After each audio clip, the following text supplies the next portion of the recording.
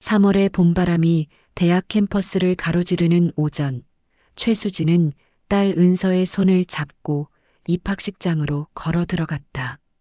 강당 안은 새내기 학생들과 학부모들로 가득 차 있었고 설렘과 긴장이 뒤섞인 공기가 흘렀다. 수지는 객석 중간쯤에 자리를 잡고 앉으며 가슴속 깊은 곳에 빈자리를 느꼈다. 이런 자리가 있을 때마다 그랬다. 12년 전 사라진 아들 준혁이 이 자리에 없다는 사실이 날카롭게 파고들었다. 식순이 진행되고 학장의 인사말이 끝난 뒤 신임 교수 소개 시간이 왔다.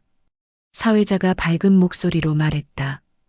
이번 학기부터 생명공학과에 부임하신 이준혁 교수님을 소개해드리겠습니다.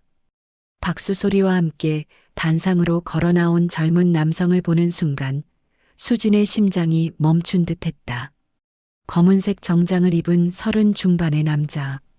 단정한 헤어스타일, 지적인 인상, 차분한 걸음걸이. 그러나 수진의 시선을 사로잡은 것은 그의 외모가 아니었다. 마이크를 잡기 위해 손을 들어 올리는 순간 그의 오른쪽 손목 안쪽에서 선명한 흉터가 드러났다. 초승달 모양의 약 3cm 길이의 흉터. 수진의 눈이 커졌고 손이 떨리기 시작했다. 12년 전 여름, 초등학교 4학년이던 준혁은 학교 여름 캠프에 참가했었다. 산속 야영장에서 친구들과 뛰어놀다 날카로운 돌에 넘어져 손목을 크게 다쳤고 병원에서 6바늘을 꿰맸다. 의사는 흉터가 남을 것이라고 했고 실제로 초승달 모양의 자국이 또렷하게 남았었다. 그 흉터는 준혁이 실종되기 이틀 전까지 수진이 매일 아침 밥을 먹이며 확인하던 표식이었다. 안녕하십니까? 이번에 부임하게 된 이준혁입니다. 단상 위의 남자가 말하기 시작했다. 그의 목소리는 낯설었지만 어딘가 익숙한 톤이 섞여 있었다. 수지는 눈을 깜빡이지도 못한 채 그를 응시했다. 옆에 앉은 은서가 어머니의 팔을 살짝 잡았다. 엄마 괜찮아요? 수지는 대답하지 못했다. 머릿속이 하얗게 변했고 심장은 미친 듯이 뛰었다. 교수의 짧은 인사말이 끝나고 식순이 계속 진행되었지만 수지는 단 한마디도 귀에 들어오지 않았다.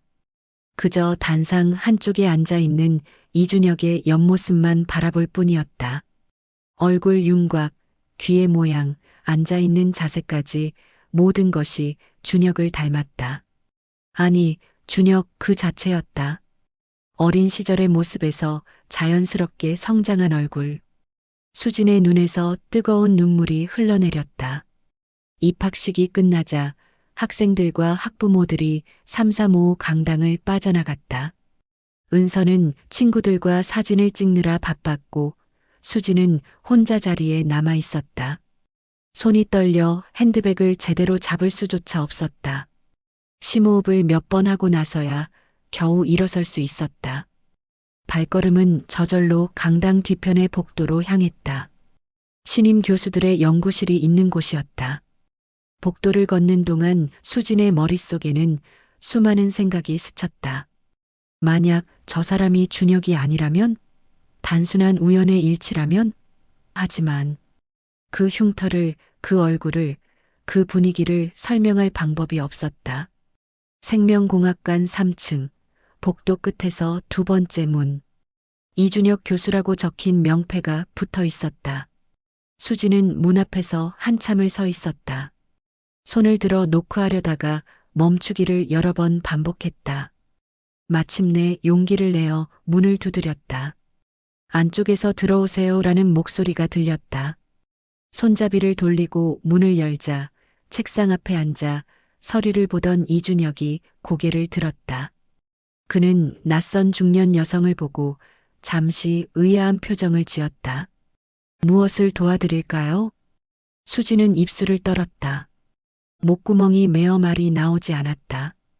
이준혁은 의자에서 일어나 다가왔다. 혹시 어디 불편하신 곳이라도? 그가 가까이 오자 수지는 그의 눈을 똑바로 바라보았다. 준혁의 눈. 그 따뜻하고 맑던 눈동자. 교수님. 수지는 떨리는 목소리로 시작했다. 혹시 12년 전 일을 기억하시나요? 어릴 적 기억이 있으신가요? 이준혁의 표정이 굳어졌다. 그는 한 걸음 물러서며 조심스럽게 대답했다. 죄송합니다만 저는 10년 전 산악사고를 당했습니다. 그 이전의 기억이 거의 없습니다. 그는 잠시 망설이다 덧붙였다. 이씨 성을 가진 가족분들이 제가 의식을 잃고 쓰러져 있는 걸 발견하셨고 저를 입양해서 키워주셨습니다. 수진의 심장이 쿵 내려앉았다. 기억상실, 입양 모든 것이 맞아 떨어졌다. 그러나 동시에 모든 것이 무너져 내렸다. 아들은 자신을 기억하지 못했다. 수지는 가방을 더듬어 지갑을 꺼냈다. 지갑 안쪽 투명 주머니에는 색이 바랜 사진 한 장이 들어 있었다. 10살 준혁이 야구 모자를 쓰고 환하게 웃는 사진. 수지는 사진을 꺼내 이준혁에게 내밀었다. 이 아이가 제 아들 최준혁입니다. 12년 전 여름 캠프에서 실종됐어요. 수진의 손이 심하게 떨렸다. 오른쪽 손목에 초승달 모양 흉터가 있었습니다. 캠프 가기 일주일 전에 넘어져서 생긴 상처였어요.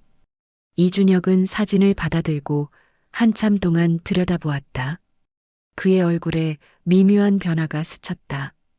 혼란, 불안, 그리고 무언가 설명할 수 없는 감정. 그러나 그는 고개를 저으며 사진을 돌려주었다. 닮았을 수는 있습니다. 하지만 제가 그 아이라고 확신할 수는 없습니다. 저는 이미 가족이 있고 제 삶이 있습니다. 혹시 손목을 보여주시겠어요? 수진이 간청하듯 물었다. 이준혁은 잠시 주저하다가 오른팔 셔츠 소매를 걷어 올렸다. 초승달 모양의 흉터가 선명하게 드러났다. 수진의 눈에서 눈물이 쏟아졌다. 이게 그 증거예요. 이준혁은 소매를 다시 내리며 한숨을 쉬었다. 죄송합니다. 하지만 흉터만으로는 확신할 수 없습니다.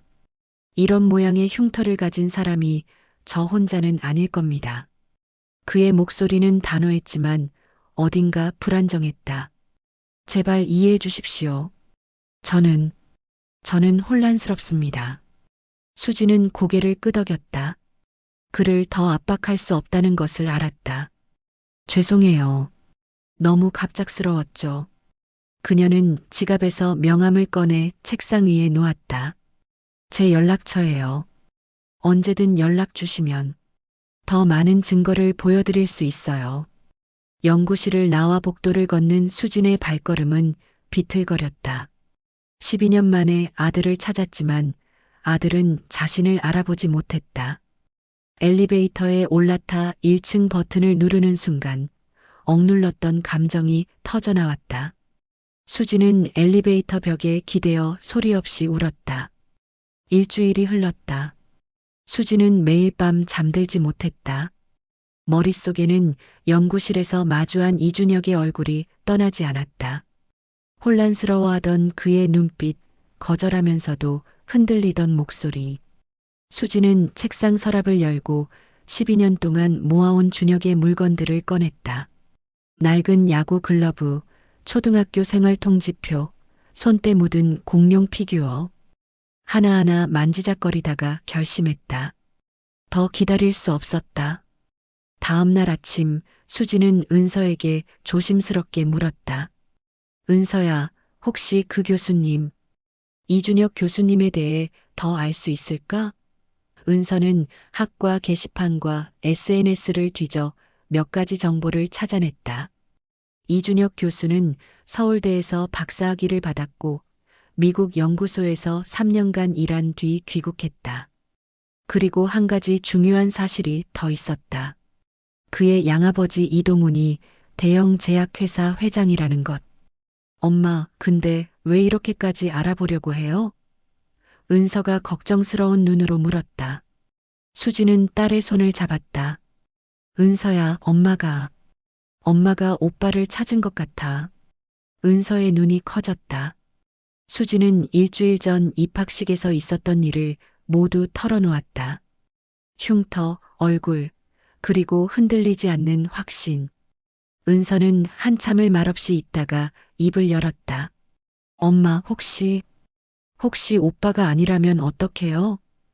수지는 고개를 저었다. 아니야. 엄마는 알아. 엄마가 낳은 아이인데 모를 리가 없어. 그러나 내심 수진도 두려웠다. 만약 자신의 확신이 틀렸다면 그 절망을 감당할 수 있을까? 며칠 후 은서를 통해 뜻밖의 소식이 들려왔다. 학과 교수들 사이에서 이준혁 교수의 양아버지가 간암 말기 진단을 받았다는 소문이 돌았다. 이동훈 회장은 희귀 혈액형 RH-AB형이어서 적합한 기증자를 찾기 어렵다고 했다. 그 말을 듣는 순간 수진의 가슴이 뛰었다. 자신도 같은 혈액형이었다. 수진은 곧장 병원으로 향했다. 이동훈 회장이 입원해 있다는 서울대병원 특실병동. 하지만 병실 앞까지 갔다가 발걸음이 멈췄다. 복도 끝 간호사 스테이션 근처에 이준혁이 서 있었다.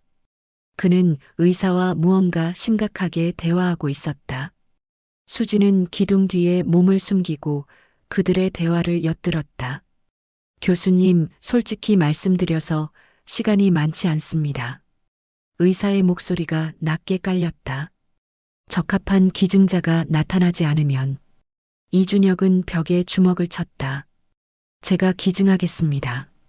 혈액형은 안 맞지만 다른 방법이 불가능합니다. 교수님도 아시잖습니까? 조직 적합성이 맞지 않으면 거부 반응으로. 수지는 더 이상 숨어 있을 수 없었다. 그녀는 기둥 뒤에서 나와 그들에게 다가갔다. 이준혁은 수진을 보자 놀란 표정을 지었다. 당신은? 수지는 침착하게 말했다. 저는 RH-AB형입니다. 간 기증 검사를 받고 싶습니다. 이준혁의 얼굴이 굳었다. 무슨 말씀을? 수지는 가방에서 헌혈증을 꺼냈다. 오래된 증서에는 RH-AB형이라고 선명하게 적혀 있었다. 의사가 증서를 보더니 이준혁을 돌아보았다. 교수님, 일단 검사는 해볼 필요가 있습니다. 안 됩니다. 이준혁이 단호하게 말했다. 이분은 저와 아무 관계도 없는 사람입니다. 왜 모르는 사람을 위해 그런 위험을 감수해야 합니까? 그의 목소리에는 경계심이 가득했다. 수진을 자신의 어머니라고 주장하는 사람, 그 사람이 갑자기 나타나 아버지를 돕겠다고 하는 상황이 그에게는 의심스러울 수밖에 없었다. 수진은 이준혁의 눈을 똑바로 바라보며 말했다. 저는 누군가의 아버지를 잃는 고통이 어떤 건지 압니다. 그녀의 목소리가 떨렸다. 제 아들이 사라졌을 때 제 남편은 그 충격으로 심장병을 얻었고 5년 뒤에 세상을 떠났어요. 아버지를 잃는 고통을 아는데 제가 도울 수 있다면 돕고 싶습니다. 그게 바로 문제입니다. 이준혁이 날카롭게 반박했다. 당신은 저를 아들이라고 주장하시면서 이제 와서 아버지를 구하겠다고 합니다. 이게 정말 순수한 선의입니까? 아니면 저를 설득하기 위한 수단입니까? 그의 말은 냉정했지만 눈빛은 흔들렸다. 복도에 침묵이 흘렀다. 의사가 난처한 표정으로 두 사람을 번갈아 보았다. 수지는 천천히 입을 열었다. 검사 결과가 나오면 알 수 있을 겁니다. 제가 적합한 기증자인지 아닌지. 그리고 그녀는 잠시 말을 멈췄다. 교수님이 제 아들인지 아닌지도요. 이준혁의 얼굴에 미묘한 변화가 스쳤다. 혼란, 분노, 그리고 어쩌면 희망. 무슨 의미입니까? 수지는 조용히 대답했다. 조직 적합성 검사를 하면 가족 관계도 어느 정도 알 수 있다고 들었습니다. 저와 회장님이 적합하다면 그건 저와 교수님도. 그녀는 말을 잇지 못했다. 일주일 뒤 검사 결과가 나왔다. 수지는 이동훈 회장과 놀라울 정도로 높은 조직 적합성을 보였다. HLA 6개 항원 중 5개가 일치했다. 담당 의사는 의학적으로 거의 기적에 가까운 일치율이라고 말했다. 그러나 또 다른 문제가 있었다. 수진의 정밀 검사 결과 그녀는 고혈압과 당뇨를 앓고 있었고 간 수치도 정상보다 높았다. 마취과 의사는 수술 중 합병증 위험이 30% 이상이라고 경고했다. 절대 안 됩니다. 이준혁이 진료실에서 단호하게 말했다. 당신 목숨을 걸 수는 없습니다. 수지는 조용히 고개를 저었다. 이미 결심했어요. 저는 더 이상 가족을 잃고 싶지 않아요. 그 말에 이준혁은 할 말을 잃었다. 그날 밤 이준혁은 아버지 병실을 찾았다. 이동훈은 창밖을 바라보고 있었다. 아버지. 이준혁이 조심스럽게 불렀다. 이동훈은 고개를 돌렸다. 그 여자분 말이지? 이준혁은 놀라 물었다. 알고 계셨습니까? 이동훈은 희미하게 웃었다. 의사한테 들었다. 나를 살리려는 사람이 있다고. 그게 너를 아들이라고 주장하는 그 사람이라는 것도. 아버지는 어떻게 생각하세요? 이준혁이 물었다. 이동훈은 한참을 침묵하다가 말했다. 준혁아, 내가 15살 때 너를 처음 만난 날을 기억하니? 이준혁은 고개를 저었다. 기억이 없었다. 너는 산에서 쓰러져 있었어. 의식이 없었고 아무것도 기억하지 못했지. 그때 나는 내가 누군가의 아들이라는 걸 알았어. 이준혁의 가슴이 철렁했다. 그럼 왜 내가 너를 찾아줬어야 했을까? 이동훈이 쓸쓸하게 웃었다. 아마 그랬어야 했겠지. 하지만 나는 너무 외로웠어. 아내를 잃고 아이를 잃고 너는 마지막 선물 같았어. 그의 눈에 눈물이 맺혔다. 용서해다오. 이준혁은 아버지의 손을 잡았다. 아버지, 그 여자분의 기증을 받아라. 이동훈이 말했다. 내가 살아야 너도 그 여자분도 행복할 수 있을 거야.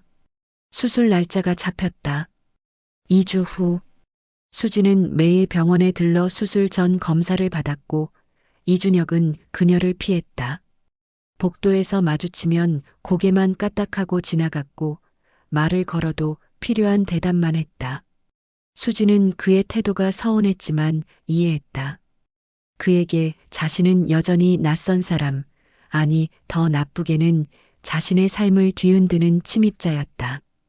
어느 날 저녁 수진이 병원 로비에서 은서를 기다리고 있을 때였다. 이준혁의 아내 윤나가 다가왔다.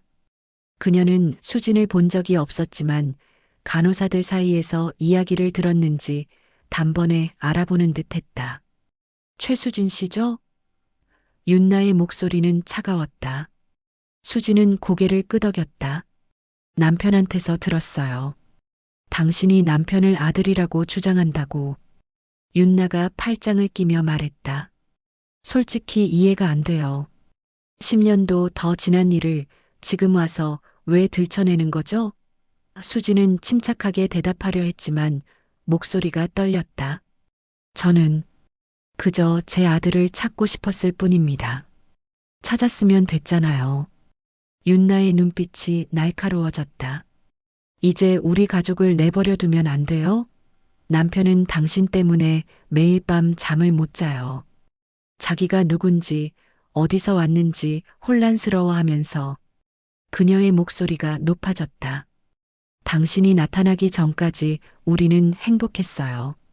제발 그만 좀 하세요. 수진의 가슴이 찢어지는 것 같았다. 자신이 그들의 평화를 파괴하고 있다는 사실이 너무 고통스러웠다. 죄송합니다. 수진은 겨우 말을 꺼냈다. 하지만 저도 12년 동안 고통받았어요. 제 아들을 찾지 못해서. 윤나는 고개를 저으며 돌아섰다.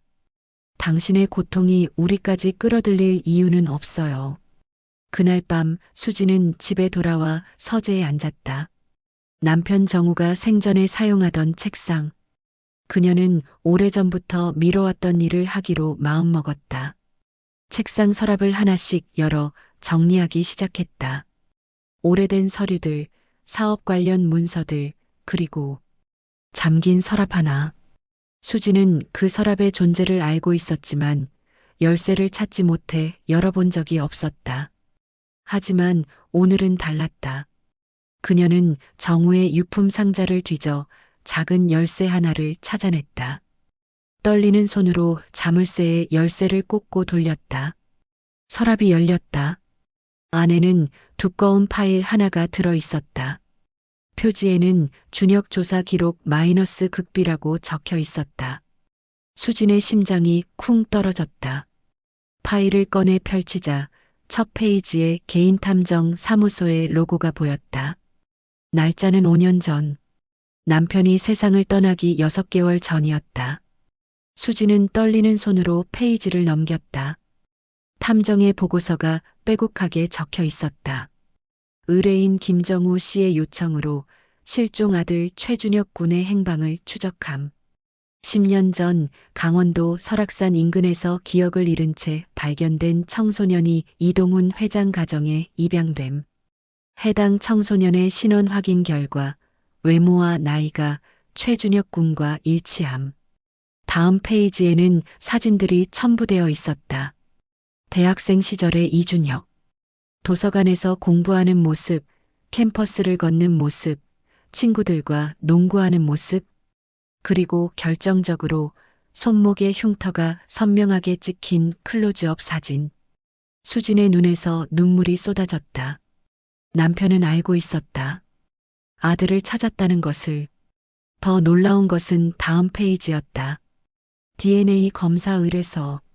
정우는 이준혁이 사용한 물건에서 채취한 샘플과 자신의 DNA를 비교 검사했다. 그러나 검사 결과지는 파일에 없었다. 대신 정우의 손글씨 메모가 있었다. 결과는 나왔지만 열어보지 못했다. 만약 준혁이 맞다면 그에게 이 사실을 알려야 할까? 그는 지금 행복해 보인다. 이동훈 회장의 아들로, 대학생으로, 꿈을 향해 달려가는 청년으로 내가 나타나 그의 삶을 뒤흔들 권리가 있는가? 수지는 파일을 무릎에 올려놓고 한참을 울었다. 남편도 같은 고민을 했다. 아들을 찾았지만 그의 행복을 위해 침묵을 선택했던 것이다. 수지는 파일의 마지막 페이지를 펼쳤다. 정우가 사망하기 일주일 전에 쓴 일기였다. 내일 준혁을 만나기로 했다. 우연을 가장해서 그의 눈을 보고 목소리를 듣고 정말 내 아들이 맞는지 확인하고 싶다. 만약 맞다면 수진에게 말해야 한다. 아내는 12년 동안 아들을 그리워하며 살았다. 더 이상 진실을 숨길 수 없다. 하지만 두렵다. 준혁에게 거부당할까봐. 그가 우리를 원하지 않을까봐. 그게 마지막 기록이었다. 정우는 그 다음날 교통사고로 세상을 떠났다. 준혁을 만나러 가던 길에 수지는 파일을 꼭 안고 흐느꼈다. 남편은 아들을 찾았지만 다시 만나지 못했고 자신은 그 진실조차 몰랐다. 다음날 아침 수지는 파일을 들고 병원으로 갔다. 이준혁을 만나야 했다. 이동훈 회장의 병실 앞에서 기다리던 중 이준혁이 나타났다. 그는 수진을 보더니 피곤한 표정으로 물었다. 무슨 일이십니까? 이걸 봐주세요. 수진이 파일을 내밀었다. 이준혁은 의아한 표정으로 파일을 받아들었다. 첫 장을 펼치자마자 그의 얼굴이 굳었다. 페이지를 넘기면서 그의 손이 떨리기 시작했다. 자신의 사진들, 조사 기록들, 그리고 아버지의 메모. 이게 이준혁의 목소리가 갈라졌다. 이게 무슨 의미입니까? 수지는 조용히 대답했다. 제 남편은 5년 전에 당신을 찾았어요. 하지만 당신의 행복을 위해 침묵했고 제게도 말하지 않았습니다. 당신을 만나러 가던 날 사고로 돌아가셨어요. 이준혁은 파일을 떨어뜨릴 뻔했다. DNA 검사 결과는 어디 있습니까? 수지는 고개를 저었다. 파일에 없었어요. 아마 남편이 가지고 계셨을 텐데. 이준혁은 벽에 등을 기댔다. 온 세상이 무너지는 것 같았다. 그럼 결국 확실한 증거는 없다는 말입니까? 이준혁이 쓴웃음을 지었다. 흉터, 외모, 추측들 뿐이고 수지는 그의 눈을 똑바로 바라보았다. 교수님, 수술 후에 DNA 검사를 하면 됩니다. 제가 기증자라면 조직 검사 샘플이 남을 테니까. 이준혁은 대답하지 않았다. 그는 고개를 돌려 창밖을 바라보았다. 만약 정말 제가 당신 아들이라면. 그의 목소리가 떨렸다. 전 어떻게 해야 합니까?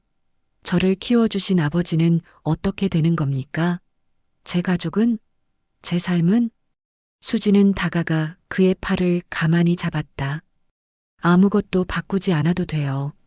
저는 당신이 행복하길 바랄 뿐입니다. 당신을 찾았다는 것만으로도 충분해요. 이준혁은 수진의 손을 보았다. 그 손은 따뜻했고 낯설지 않았다. 그날 저녁 이준혁은 아버지 이동훈의 서재를 혼자 찾았다. 회장 집무실 한쪽에 있는 개인 공간. 그는 책장을 뒤지다가 오래된 금고를 발견했다. 비밀번호를 넣자 금고가 열렸고 안에는 또 다른 파일이 있었다. 준혁에게라고 적힌 봉투. 봉투를 열자 편지와 함께 서류 한 장이 나왔다. DNA 검사 결과지. 김정우와 이준혁의 부자관계 확률 99.94%. 이준혁의 손에서 서류가 떨어졌다. 모든 것이 진실이었다. 편지를 펼쳤다. 이동훈의 손글씨였다. 준혁아, 이 편지를 읽고 있다면 아마 모든 진실을 알게 되었을 것이다. 미안하다. 너를 발견했을 때부터 나는 내가 누군가의 아들이라는 걸 알았어. 하지만 너무 외로웠고 너무 그리웠다. 죽은 내 아들처럼 너를 사랑했다. 그게 죄라면 기꺼이 받아들이겠다. 하지만 한 가지는 알아다오. 내가 너를 사랑한 것은 진짜였다. 지금도 앞으로도. 이준혁은 편지를 가슴에 안고 주저앉았다. 두 아버지, 두 어머니, 그리고 자신. 얽히고 설킨 사랑과 상실의 실타래 속에서 그는 길을 잃었다. 수술 전날 밤 이준혁은 병원 옥상에 홀로 서 있었다. 차가운 밤바람이 얼굴을 스쳤지만 느껴지지 않았다. 손에는 두 개의 편지가 쥐어져 있었다. 정우의 일기와 이동훈의 편지. 두 아버지가 남긴 말들이 머릿속에서 맴돌았다. 교수님. 뒤에서 목소리가 들렸다. 수진이었다. 그녀는 담요를 들고 천천히 다가왔다. 밤이 차가워요. 감기 걸리시겠어요. 이준혁은 담요를 받지 않았다. 그저 서울의 야경을 바라볼 뿐이었다. 왜 오셨습니까? 이준혁의 목소리는 지쳐 있었다. 수지는 그의 옆에 섰다. 내일이면 수술이에요. 혹시 마음이 바뀌신 건 아닌가 해서요. 이준혁은 쓴웃음을 지었다. 제가 수술을 막을 권리가 있습니까? 당신은 아버지를 살리려 하고 아버지는 당신의 선의를 받아들이기로 했는데. 침묵이 흘렀다. 수지는 조심스럽게 입을 열었다. 교수님이 누구든 상관없어요. 이준혁이 그녀를 돌아보았다. 수지는 계속 말했다. 제 아들이든 아니든 저는 그저 아픈 사람을 돕고 싶을 뿐이에요. 12년 전 제가 준혁이를 잃었을 때 많은 사람들이 저를 도왔어요. 이번에는 제가 도울 차례예요. 거짓말입니다. 이준혁의 목소리가 떨렸다. 당신은 저를 아들로 보고 있어요. 그래서 위험을 무릅쓰는 겁니다. 수지는 고개를 끄덕였다. 맞아요. 저는 교수님이 제 아들이라고 믿어요. 하지만 그게 중요한 게 아니에요. 중요한 건 그녀의 목소리가 잠겼다. 중요한 건 교수님이 행복하게 사는 거예요. 아버지와 함께, 가족과 함께. 이준혁은 난간에 손을 짚었다. 만약 제가 정말 최준혁이라면 저는 두 가족을 배신하는 겁니까? 이동훈 회장님은 거짓말로 저를 키우셨고 당신과 당신 남편은 저를 찾지 못했어요. 그의 목소리가 갈라졌다. 저는 누구입니까? 수지는 그의 어깨에 손을 올렸다. 교수님은 이준혁이에요. 이동훈 회장님의 아들이고 윤나 씨의 남편이고 훌륭한 교수님이에요. 그리고 그녀는 눈물을 닦았다. 그리고 언젠가 준비가 되면 제 아들이기도 할 거예요. 다음 날 아침 수술실 준비가 시작되었다. 수지는 수술복으로 갈아입고 침대에 누웠다. 은서가 어머니의 손을 꼭 잡았다. 엄마, 무서워요. 수지는 딸의 머리를 쓰다듬었다. 괜찮아. 엄마는 강한 사람이야. 그리고 그녀는 복도 끝에 서 있는 이준혁을 보았다. 엄마는 해야 할 일이 있어. 이동훈은 별도의 수술실에서 준비를 마쳤다. 이준혁이 들어가자 아버지는 미소를 지었다. 준혁아, 걱정하지 마라. 다 잘 될 거야. 이준혁은 아버지의 손을 잡았다. 아버지, 저는 알고 있다. 이동훈이 아들의 말을 막았다. 내가 혼란스럽다는 것. 하지만 한 가지는 확실하게 알아라. 너는 내 아들이야. 피가 섞였든 안 섞였든 내가 너를 사랑하는 건 변하지 않아. 오전 9시 두 개의 수술이 동시에 시작되었다. 수진의 수술실에서는 간 절제가 진행되었고 이동훈의 수술실에서는 이식 준비가 이루어졌다. 이준혁은 두 수술실 사이 복도를 왔다 갔다 하며 초조하게 기다렸다. 윤나가 커피를 건넸지만 손을 대지 않았다. 2시간이 지났다. 이동훈의 수술은 순조로웠다는 소식이 들려왔다. 기증된 간 조직이 성공적으로 이식되었고 거부 반응도 없었다. 그러나 수진의 수술실에서는 다른 이야기가 들려왔다. 집도의가 급히 나와 말했다. 혈압이 급격히 떨어지고 있습니다. 출혈량이 예상보다 많아서 이준혁의 얼굴이 하얗게 질렸다. 지금 무슨 일이 일어나고 있는 겁니까? 의사는 난처한 표정이었다. 최선을 다하고 있습니다만 환자분의 기저질환 때문에 회복력이 약합니다. 수혈을 하고 있지만 은서가 벽에 기대어 울기 시작했다. 수술실 안은 긴박했다. 수진의 심장 박동이 불규칙해졌고 모니터에 경고음이 울렸다. 혈압 60에 40? 간호사가 외쳤다.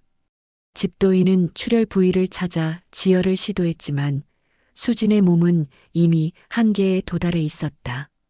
심장이 약해지고 있습니다. 마취가 의사가 보고했다. 복도에서 기다리던 이준혁은 주저앉았다. 윤나가 남편을 붙잡았다. 여보. 이준혁은 고개를 저었다. 제 잘못입니다. 제가 막았어야 했어요. 그때 병원 행정실 직원이 봉투를 들고 뛰어왔다. 이준혁 교수님, 급한 서류입니다.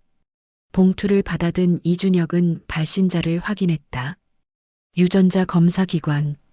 그가 며칠 전 몰래 의뢰했던 자신과 수진의 DNA 검사 결과였다. 떨리는 손으로 봉투를 뜯었다. 서류 첫 줄에 선명하게 적혀 있었다. 모자관계 확률 99.97%. 이준혁의 손에서 서류가 떨어졌다. 윤나가 서류를 주워 읽었다. 그녀의 얼굴도 창백해졌다. 여보, 이게... 이준혁은 수술실 문을 바라보았다. 저 안에서 자신의 어머니가 죽어가고 있었다. 12년 만에 찾은 어머니가. 아니, 12년 동안 자신을 찾아 헤맸던 어머니가. 안 돼. 이준혁이 중얼거렸다. 안 돼요. 엄마. 그 단어가 입 밖으로 나오는 순간 그의 눈에서 눈물이 쏟아졌다. 평생 한 번도 불러보지 못했던 단어. 엄마. 윤나는 남편을 꼭 안았다. 수술실 안에서는 의료진의 사투가 계속되었다. 심장박동 회복 중입니다. 간호사가 외쳤다. 집도인은 마지막 지혈을 완료하고 봉합을 시작했다. 수진의 생명 징후가 조금씩 안정되어 갔다. 혈압 90에 60 상승 중입니다. 수술실에 안도의 한숨이 흘렀다. 3시간 후 집도이가 수술실에서 나왔다. 마스크를 벗은 그의 얼굴은 지쳐 있었지만 표정은 밝았다. 수술은 성공했습니다. 이준혁은 무릎이 꺾이며 주저앉았다. 윤나가 그를 붙잡았고 은서는 엉엉 울었다. 하지만 아직 안심할 단계는 아닙니다. 의사가 덧붙였다. 24시간이 고비입니다. 중환자실에서 집중 관리를 받으셔야 합니다. 이준혁은 중환자실 유리창 너머로 수진을 바라보았다. 수많은 관과 기계에 연결된 그녀는 너무나 작고 연약해 보였다. 이준혁은 유리에 손을 댔다. 엄마. 그가 다시 한번 중얼거렸다. 윤나가 남편의 어깨를 감출다. 여보, 괜찮아요. 윤나가 조용히 말했다. 당신이 누구든 어디서 왔든 당신은 내 남편이에요. 그리고 저분은. 그녀는 수진을 바라보았다. 저분은 당신을 세상에 태어나게 해준 분이에요. 우리 모두의 가족이에요. 이준혁은 아내를 돌아보았다. 윤나의 눈에도 눈물이 고여 있었다. 그는 아내를 껴안았다. 미안해요. 당신을 힘들게 해서. 윤나는 고개를 저었다. 아니에요. 우리는 함께 이겨낼 거예요. 밤이 깊어갔다. 이동우는 회복실에서 안정적으로 깨어났고 의식도 또렷했다. 이준혁이 병실에 들어가자 아버지는 물었다. 그 여자분은? 어머니는? 이준혁이 멈칫했다. 그러나 이번에는 망설이지 않았다. 어머니는 지금 중환자실에 계세요. 하지만 이겨내실 거예요. 이동우는 아들의 손을 잡았다. 어머니라고 불렀구나. 이준혁은 고개를 끄덕였다. DNA 검사 결과가 나왔어요. 저는 최준혁이 맞아요. 이동훈의 눈에서 눈물이 흘렀다. 그래도 넌 내 아들이야. 영원히. 이준혁은 아버지의 손을 꼭 쥐었다. 저도 영원히 아버지의 아들이에요. 다음 날 새벽 수진이 깨어났다. 흐릿한 시야에 이준혁의 얼굴이 보였다. 그는 밤새 병실을 지켰다. 교수님. 수진이 가늘게 말했다. 이준혁은 그녀의 손을 잡았다. 어머니, 괜찮으세요? 수진의 눈이 커졌다. 이준혁은 미소 지었다. 이제 알아요. 저는 집에 돌아왔어요. 수진의 눈에서 눈물이 흘렀다. 이준혁은 조심스럽게 그녀의 손을 이마에 가져다 댔다. 엄마, 오랜만이에요. 수진은 목이 메어 말을 잇지 못했다. 12년을 기다린 그 말. 중환자실의 기계음만이 조용히 울렸다. 2달이 흘렀다. 봄은 깊어져 여름의 문턱에 다다랐고 병원 정원에는 장미가 피어나기 시작했다. 수진은 일주일 전 퇴원했고 이동훈도 회복 단계를 순조롭게 거쳐 이번 주 퇴원 예정이었다. 2사람 모두 정기 검진을 받으러 병원을 찾았고 우연히 로비에서 마주쳤다. 회장님. 수진이 먼저 인사했다. 이동훈은 지팡이를 짚고 있었지만 얼굴에는 생기가 돌았다. 최 선생님. 그가 고개를 숙였다. 제대로 감사 인사를 드리지 못했습니다. 제 목숨을 구해주셔서 정말 감사합니다. 수진은 손을 저었다. 아니에요. 저야말로 회장님께 감사드려야죠. 준혁이를. 아니, 이준혁을 잘 키워주셔서요. 2사람은 병원 정원 벤치에 나란히 앉았다. 한참 동안 침묵이 흘렀다. 이동훈이 먼저 입을 열었다. 사실 처음부터 알고 있었습니다. 준혁이가 누군가의 아들이라는 것을요. 산에서 발견했을 때 그 아이가 입고 있던 옷에 이름표가 있었거든요. 최준혁이라고. 수진의 손이 떨렸다. 하지만 찾아드리지 않았습니다. 이동훈의 목소리가 갈라졌다. 그게 제 죄입니다. 당시 제 아들이 백혈병으로 세상을 떠난 지 얼마 되지 않았을 때였어요. 아내도 슬픔을 이기지 못하고 1년 뒤에 따라갔고요. 저는 너무 외로웠습니다. 그래서 준혁이를 보는 순간 그는 말을 잇지 못했다.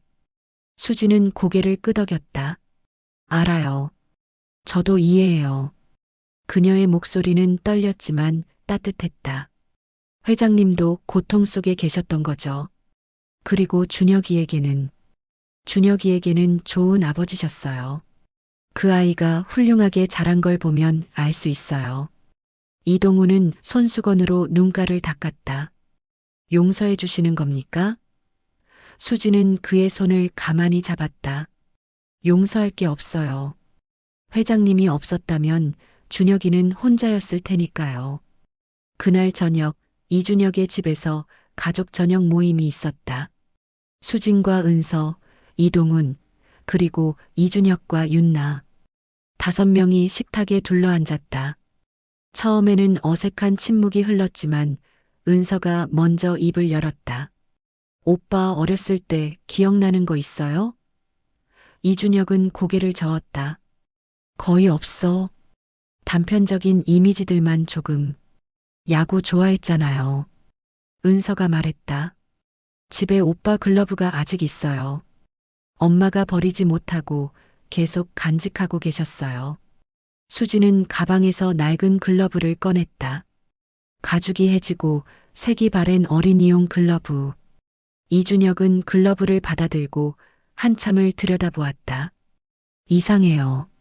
낯설지가 않네요.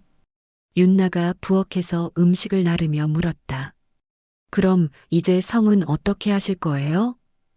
모두의 시선이 이준혁에게 쏠렸다. 이준혁은 잠시 생각하다가 대답했다. 이준혁으로 살고 싶어요. 이게 제가 기억하는 제 이름이니까요. 하지만 그는 수진을 바라보았다. 어머니를 어머니라고 부르고 싶어요. 그리고 최준혁이었던 제 과거도 알고 싶고요. 수지는 눈물을 닦았다. 그걸로 충분해요. 내가 행복하면 돼. 이동훈이 덧붙였다. 우리는 이제 하나의 가족이야. 복잡하고 특이한 가족이지만 그의 말에 모두가 웃었다. 긴장이 풀리고 식탁에 웃음소리가 번졌다. 식사 후 이준혁은 수진과 단둘이 베란다로 나갔다. 서울의 야경이 펼쳐진 고요한 밤이었다. 어머니, 제 친아버지 얘기 좀 들려주시겠어요?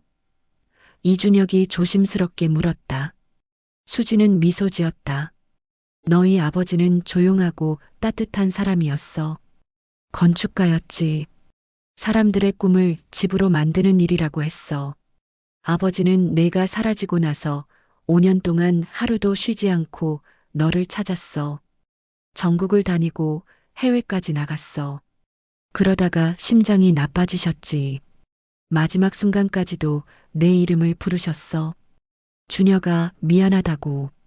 찾지 못해서 미안하다고. 수진의 목소리가 떨렸다. 하지만 아버지는 널 찾아냈어. 세상을 떠나기 직전에.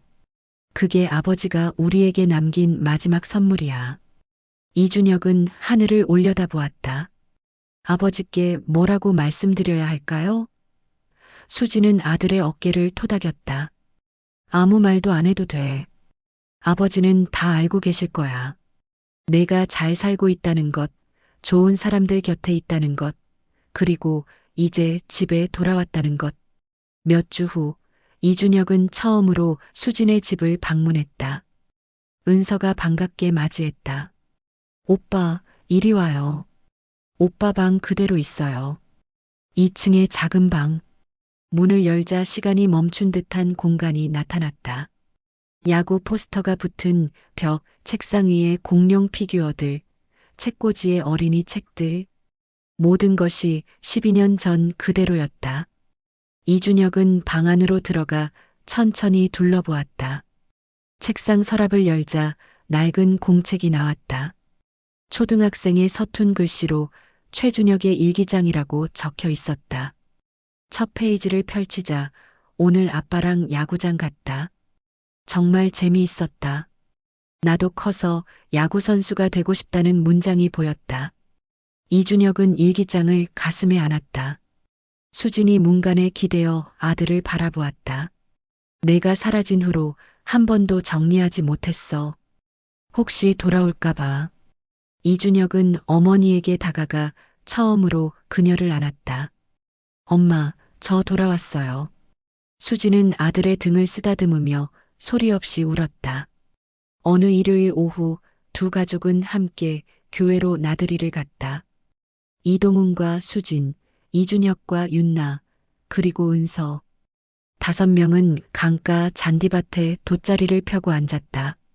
이동훈이 준비해 온 바구니에서 샌드위치를 꺼내고 수진이 직접 만든 김밥을 나눴다. 은서는 공을 가져와 이준혁과 캐치볼을 했다. 오빠, 진짜 야구 잘하네요. 은서가 웃으며 말했다. 이준혁도 웃었다. 어릴 때 많이 했나 봐. 공이 오가는 소리, 웃음소리, 강물 흐르는 소리가 어우러졌다.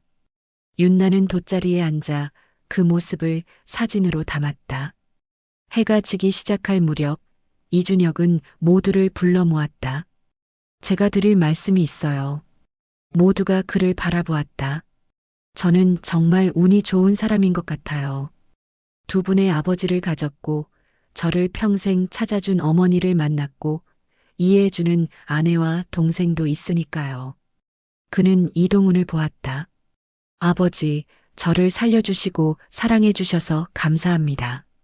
아버지가 아니었다면 저는 여기 없었을 거예요. 이동훈은 고개를 끄덕이며 눈가를 훔쳤다. 이준혁은 수진을 보았다. 어머니, 12년을 기다려주셔서 감사합니다.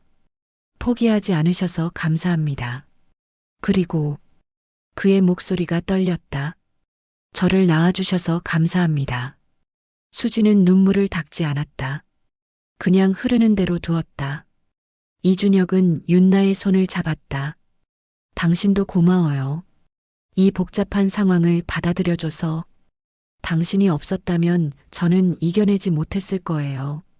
윤나는 남편의 손을 꼭 쥐었다. 우리는 가족이잖아요. 마지막으로 이준혁은 은서를 보았다. 은서야, 오빠가 12년 동안 곁에 없어서 미안해. 내가 잘하는 모습을 못 봐서 미안하고.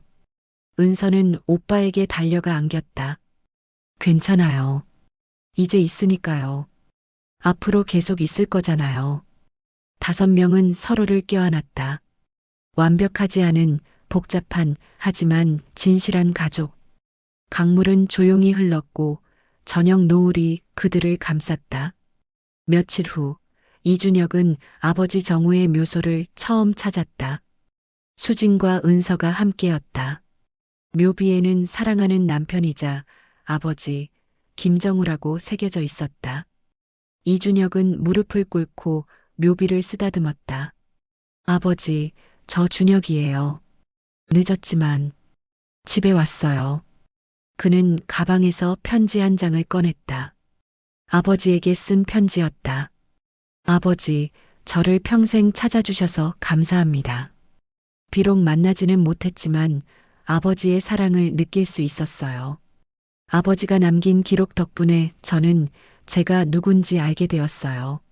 엄마도 만났고 동생도 만났어요. 그리고 저를 키워주신 또 다른 아버지도 계세요. 저는 이제 괜찮습니다. 행복합니다. 아버지도 편히 쉬세요. 사랑합니다. 편지를 읽고 난 후 이준혁은 묘비 앞에 꽃을 놓았다.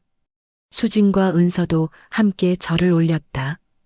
봄바람이 불어와 꽃잎을 흩날렸다. 세 사람은 한참을 그 자리에 서 있었다. 돌아가는 길, 이준혁은 어머니와 동생의 손을 하나씩 잡았다. 이제 정말 집에 온 것 같아요. 수지는 아들의 손을 꼭 쥐었다. 응, 이제 집이야. 우리가 함께 있는 곳이 집이야. 은서도 오빠의 손을 꼭 잡았다. 그들은 천천히 걸었다. 서두르지 않았다. 잃어버린 12년을 되돌릴 수는 없었지만 앞으로의 시간이 있었다. 함께 만들어갈 새로운 추억들이 기다리고 있었다. 그것으로 충분했다.